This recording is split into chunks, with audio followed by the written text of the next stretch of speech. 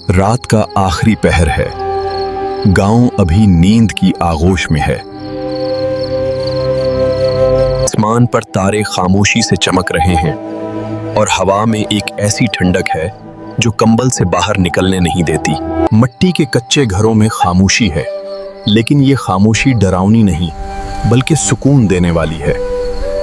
सहन में लगे नीम के पत्ते हवा के साथ आहिस्ता आहिस्ता हिल रहे हैं और तभी मशरिक की जानिब हल्की सी लाली फूटना शुरू होती है। सुनिए, अजी सुनिए, उठ जाइए, मुर्ग ने बांग दे दी है। खेत पर नहीं जाना क्या आज?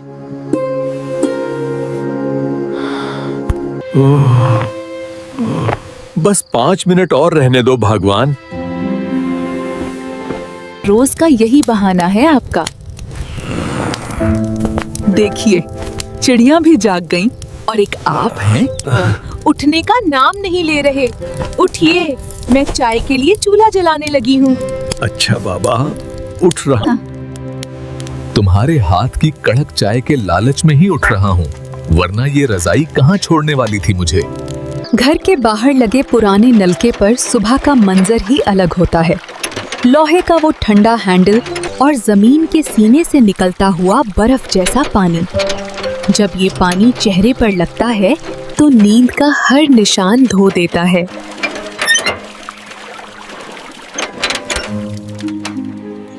देख, मैं नल चला रहा हूँ तो जल्दी से मुंह धो ले।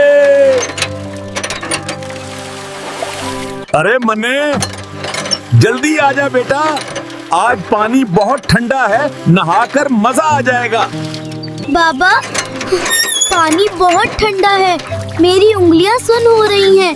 क्या मैं गर्म पानी से ना धो लूं? अरे शहरी बाबू, मत बन।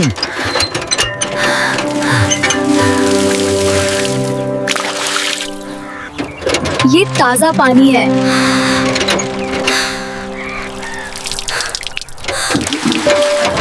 देख कैसे नींद भागती है तेरी। शाबाश, शेर बेटा है मेरा। अब बता। ठंडा, बहुत ठंडा। लेकिन बाबा, अब नींद गायब हो गई है। आसमान कितना साफ दिख रहा है ना।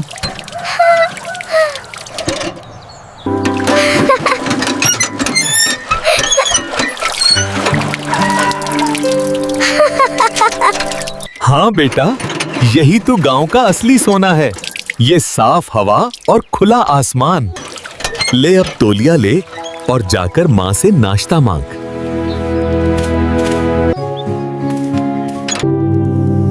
बावर्ची खाने में अब जिंदगी शुरू हो चुकी है।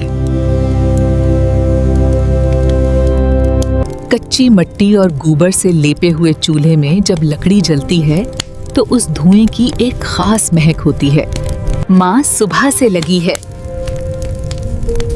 कभी दही बलोती है, कभी रोटी बेलती है। इसके हाथों चूड़ियां जब आटे को गूंथते हुए बजती हैं तो लगता है घर में कोई संगीत चल रहा है। मने, वहाँ मत हाथ मारना, मक्खन अभी निकाल कर रखा है, झूठा मत करना।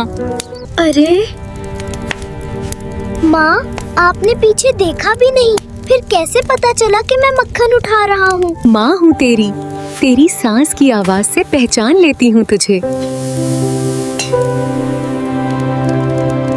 जा पहले अपने बाबा को बुला कर ला, गरम पराठे तैयार हैं।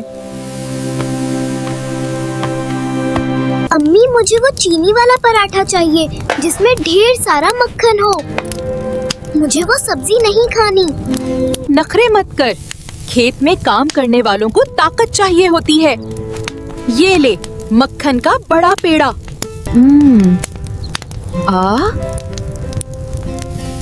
और अगर स्कूल में नींद आई ना तो देखना। वाह माँ, आज तो पराठे से पूरा घर महक रहा है। इसके साथ लस्सी मिलेगी? हाँ मिलेगी, पहले बैठकर बिस्मिल्लाह पढ़ो।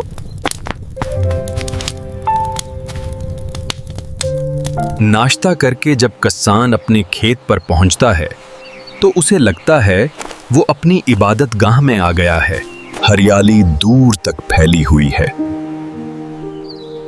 सरसों के फूल हवा में झूम रहे हैं। बाबा अपने बेलों को ऐसे प्यार करते हैं जैसे वो उनके बच्चे हों। चल भाई मोती, चल मेरे शीरा, बस आज ये वाला हिस्सा हल चलाना है। देख मौसम कितना अच्छा है, थकना नहीं है आज। और चौधरी साहब, आज तो सुबह सुबह ही काम शुरू कर दिया। फसल कैसी लग रही है इस बार? अरे रामू भाई, किसान की किस्मत तो आसमान वाले के हाथ में है। मेहनत पूरी की है, पानी भी टाइम पर लग गया था। बस अब लगता है गहियों की बालियां अच्छी निकलेंगी। तुम सुनाओ, तुम्हारा नया ट्रैक्टर कैसा चल रहा है? बढ़िया है, पर जो मजा बेलों के साथ मट्टी में काम करने का है, वो मशीन में कहां? अच्छा मैं चलता हूँ, नहर का पानी आ गया है, नाका तोड़ना है। बाबा फिर से काम में लग जाते हैं। ट्यूबवेल का ठंडा पानी जब खेत की प्यासी मिट्टी पर गिरता है तो मिट्टी से सूंधी खुशबू उठती है। सूरज अब ढलने लगा है। पढ़ाई और काम खत्म। अब वक्त है गांव के असली खिलाड़ियों का। गांव का मैदान बच्चों से भर गया है। कहीं टायर दौड़ाए जा रहे हैं, कहीं कुंचे खेले जा रहे हैं। इन बच्चों के पास महंगे जूते नहीं, नंगे पांव ही ये हवा से बातें करते हैं। अंधेरा गहरा हो रहा है।